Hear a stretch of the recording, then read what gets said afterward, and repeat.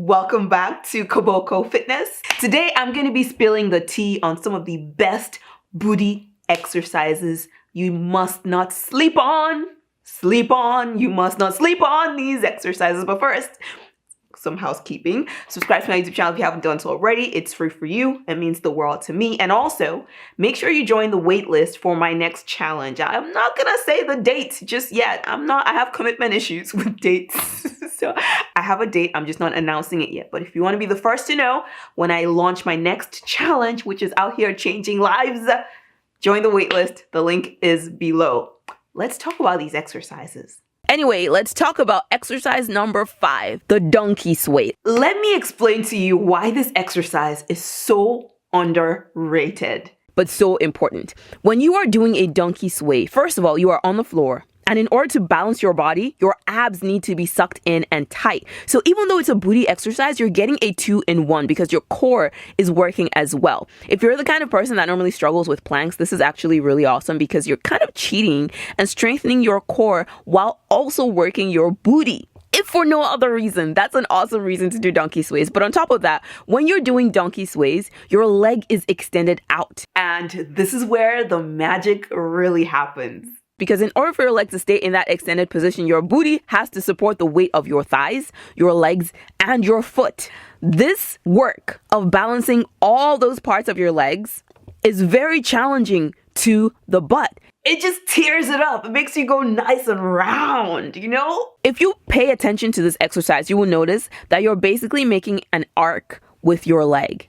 This means that the muscles in the side of your butt also have to work to allow your leg to make that movement. So now you're hitting them abs, you're hitting the main mass in the back, and now you're also hitting the side booty muscles, the gluteus minimus and the gluteus medius. If you're doing my booty program, you will encounter this exercise. It's one of those ones that you can do with body weight only. And you will start to see results because it is so challenging to do. In fact, you can try right now. I want you to be on all fours. See if you can do 15 of that exercise. You're just on all fours and you're just gently swinging your leg from one side to another. It doesn't look like much, but your butt cheek is going to be red when you're done. Butt exercise number 4. Let's talk about squats. I think by now we all know that squats are not necessarily the best exercise when you're trying to target the booty specifically.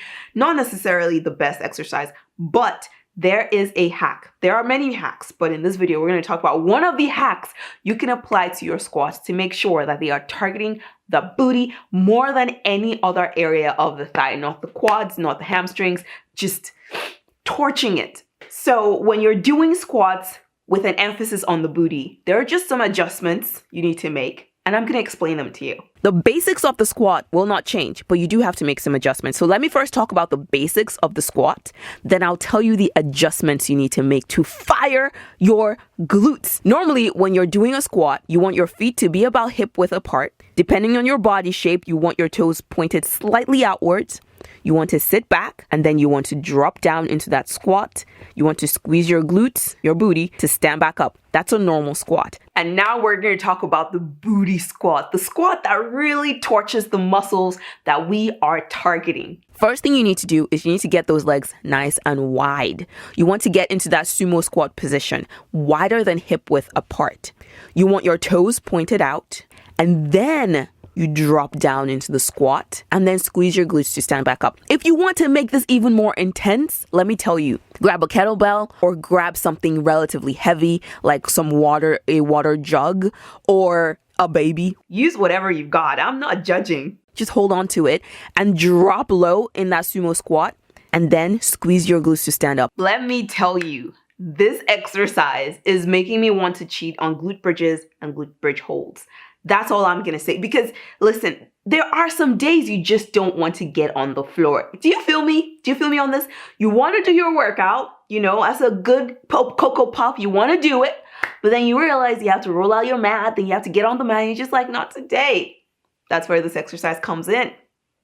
So good when you do it right. So if you're going for that round, shapely booty, you don't want to sleep on this exercise. Exercise number 3. I already gave this one away a little bit because honestly, no booty video is complete without an honorable mention of this exercise. So because I've talked about this exercise so much before, I'm not going to spend a lot of time on it. I feel like if you're an OG Cocoa Puff, you already know what I'm talking about. You already know what I'm gonna say. If you don't already know, you need to go watch this video. The title is "This Home Workout Will Drastically Change Your Entire Butt," because that's exactly what it's gonna do. Watch that video. By now, you should know what exercise I'm talking about. I'm talking about glute bridges and its bad cousin called glute bridge holds. This exercise is the best you can do, better than hip thrusts. And you know what? I'm actually thinking maybe I should make that a whole other video about why glute bridges and glute bridge holds are superior to hip thrusts for the majority of us. That should be a whole separate video. One thing I do want to say about glute bridges though is that you must foam roll your butt after doing glute bridges. This is not optional. Don't wait till you're sore. You must. And you must foam roll your hamstrings, which is the back of your thigh. And finally, the last tip I will give you with your glute bridges and glute bridge holds is when you are squeezing to raise your hip off of the mat, it's so important to not arch your back too much. This is very important to protect your back. We kind of want you to have a functional spine. We don't want you breaking your back just for some booty. It's worth it, but not worth it at the same time. Do you know what else is an awesome exercise for getting that bootylicious butt? I'll tell you. The deadlift. A lot of people think that deadlifts are only good for your back and the back of your thigh. This is just not true. The key is remembering to activate your booty. What do I mean by that? That means, first of all, we're not going for speed. It's not about speed. When you are doing deadlifts in general, you have to go slowly. And when you're doing deadlifts for booty purposes, you really have to go slowly, really contract that muscle and really feel that muscle doing the work for you. You have to mentally think about it to be able to make that connection. There's an ego element involved that makes you feel like if I do 20, it's better than if I do 5. Not true. 5 quality reps is better than 20 not quality reps. So when you're doing your deadlift, go slowly. Think about the muscle, squeeze it consciously. It's the squeezing of your butt that will raise your body up. And this exercise is awesome. Similar to the first butt exercise we talked about, the donkey sways, this deadlift is a multi-purpose exercise. It will target your booty, but it will also be working other parts of your body, such as your core, which if you notice a theme here, I tend to prefer exercises that low-key also work your core because you don't really have to think too much about it. And then you just see that you're getting better at planks and you don't know why. It's because I put deadlifts in your booty exercises. I'm always thinking about you.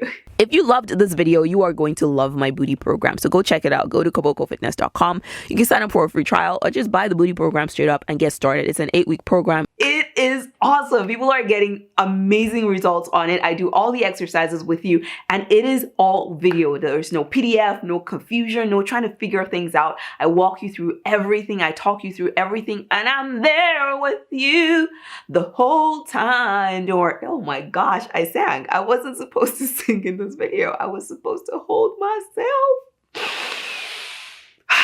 But I'm not sorry though.